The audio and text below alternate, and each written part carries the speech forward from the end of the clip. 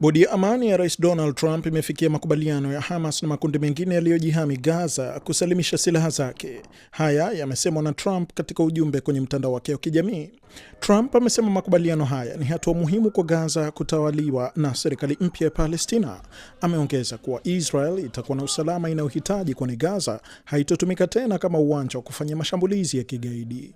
Trump amesema mara tu usalimishaji silaha utakapokamilika, wanajeshi wa Israel wataondoka Gaza na kikosi cha kimataifa kitashirikiana na polisi ya Palestina kwa ajili ya usalama wa Gaza.